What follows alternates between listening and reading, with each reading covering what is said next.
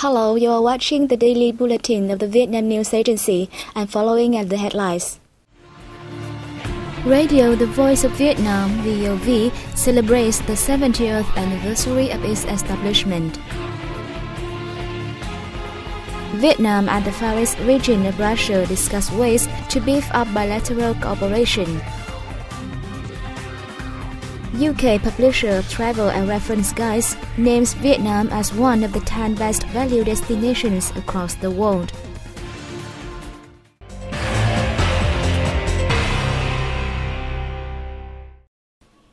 Radio The Voice of Vietnam, VOV, held a ceremony in Hanoi on September 7 to celebrate its 70th founding anniversary.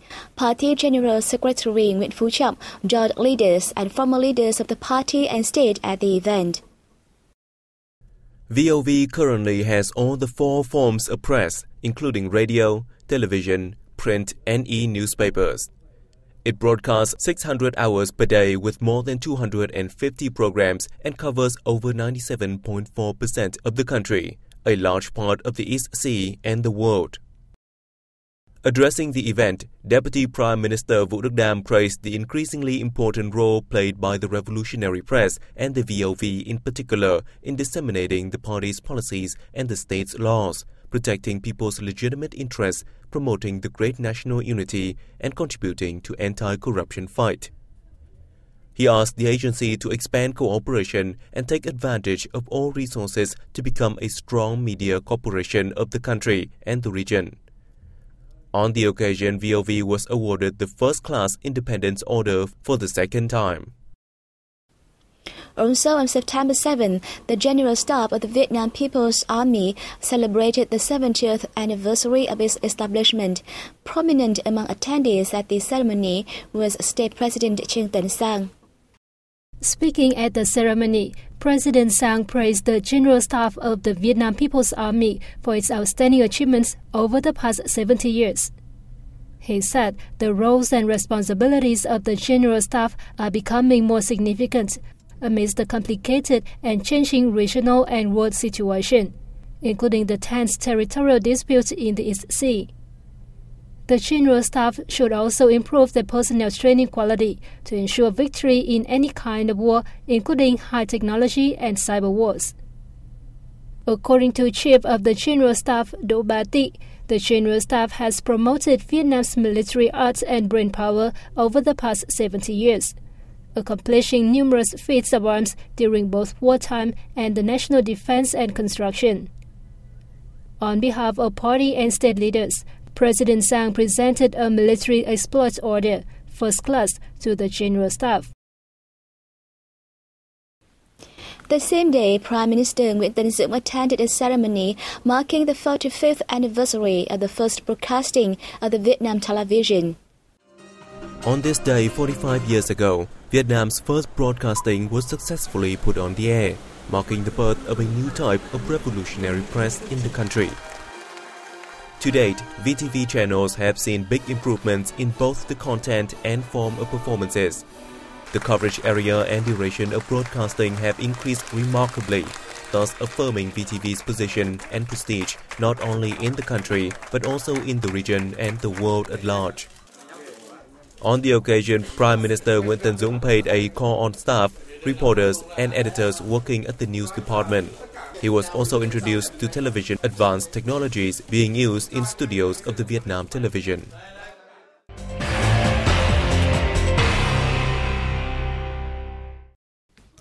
On the sidelines of the first Eastern Economic Forum in Vladivostok, Russia, Vietnamese Minister of Trade and Industry Vũ Huy Hoàng met Russian officials to discuss prospects for economic, trade and investment cooperation with the region.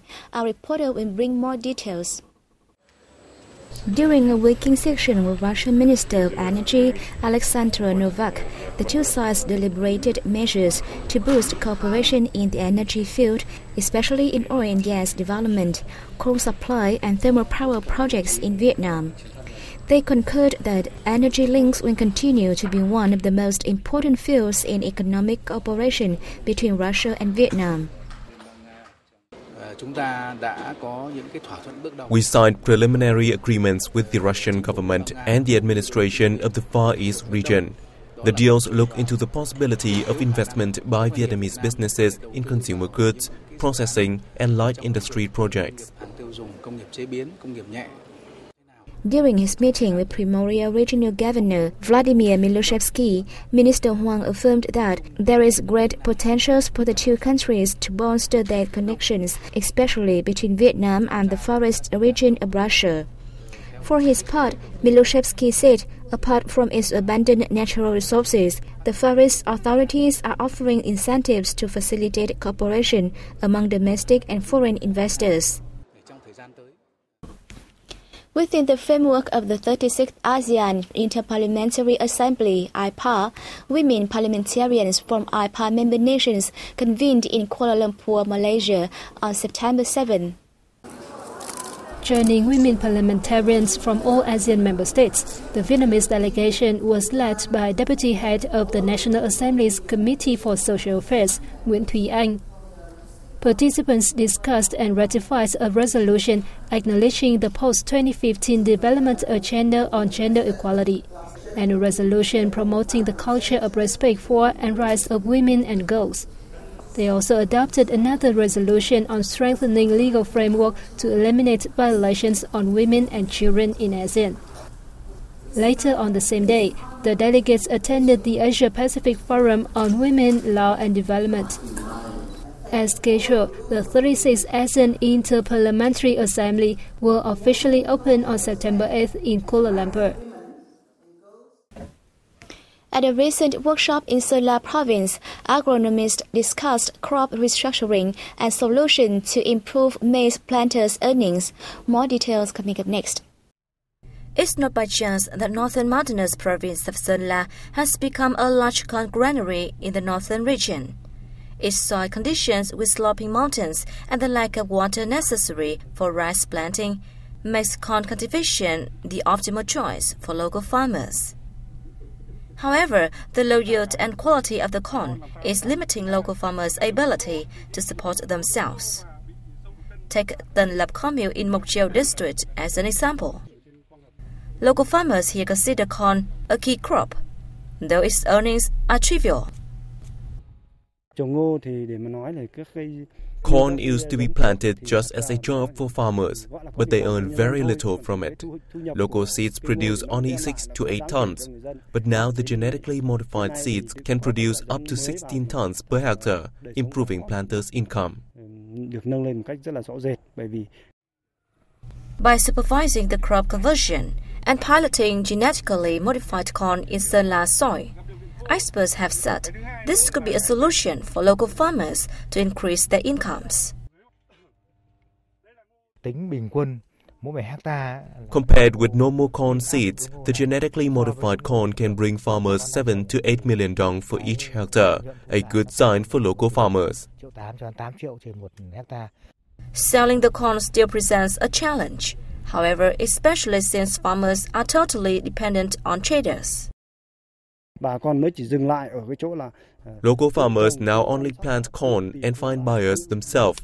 Corn can be sold on sunny days, but the price tends to drop when it's rainy, which is an absolute headache for corn planters. During the seminar, researchers and experts recommend the agricultural sector continue testing and be more cautious in applying the genetically modified corn planting model in their localities.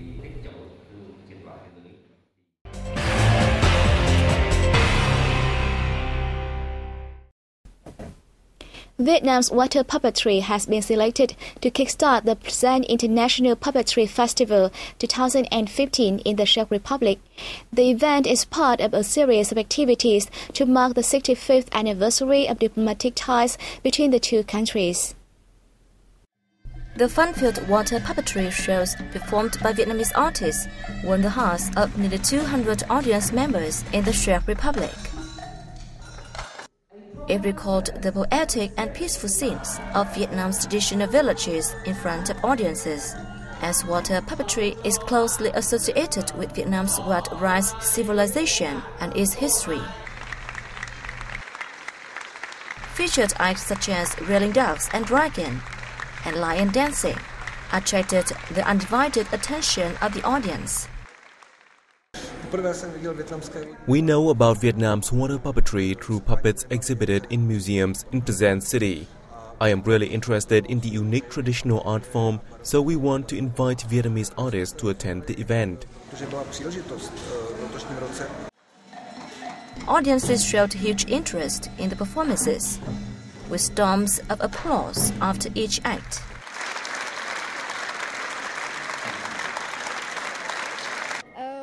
I like all the performances so much. This is the first time I have seen such colorful puppets.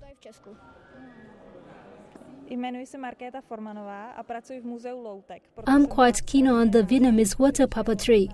It's great because I had the chance to watch the puppets with my own eyes, instead of reading about them in a book or seeing them on the internet or at museums.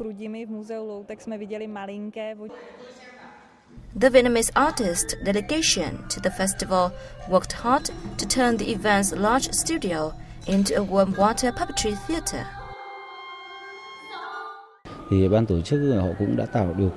The organizing board created the best possible conditions for us to stage our performances. We were incredibly happy to receive such big cheers from the audience after the shows. Following the performances, audience members also had the chance to learn more about Vietnamese water puppetry and buy puppets as souvenirs. Sơn Dong, the world's largest cave, has been closed to give it some time to restore itself without any human intervention. The cave, part of Phong Nha Kẻ Bàng National Park in the central province of Quảng Bình, is expected to be reopened to the public next February, after the annual scheduled recovery period. It was first opened to tourists on a trial basis in August 2013, and in the first 8 months, recorded 482 international visitors who paid $3,000 each for a 5-day tour. Ocelis Adventure Tours, the sole tour operator, paid $351,000 in environment fees. First discovered in 1991 by local resident Ho Khanh, Sơn Dong became famous worldwide in 2009 after it was explored by members of the British Cave Research Association with Khang's help. The explorers named the cave the world's largest. It's 5 miles long, 450 feet wide, and 600 feet high. With a network of at least 150 individual caves, a dense subterranean jungle, and several underground rivers inside, Sơn Dong has become continuously named one of top destinations by many international travel magazines and websites. Rap Guides, the UK publisher of travel and reference guides, has cited Vietnam as one of 10 best value destinations across the world.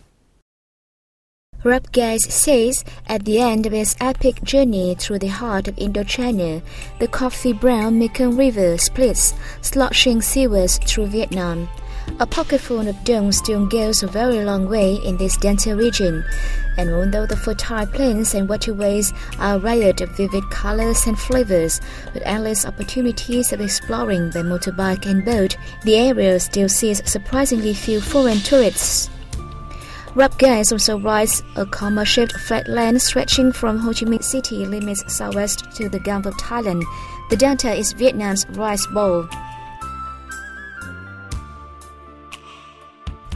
Rice may be the delta's staple crop, but coconut palms, fruit orchards, and sugarcane groves also thrive in its nutrient-rich soil. And the sight of conical-hatted farmers tending the land is one of Vietnam's most enduring images, it says. The Mekong Delta is a landscape carpeted in a dizzying variety of greens and slashed with mighty waterways. It's a water world where boats, houses, restaurants, and even markets float upon innumerable rivers, canals, and streams that flow through the region like arteries.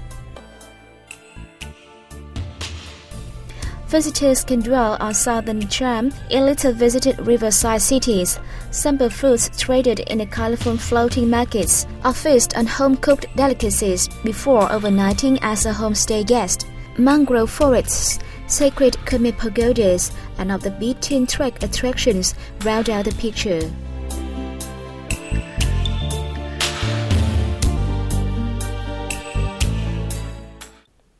And that has come to an end of our program. Thank you for joining us and see you next time.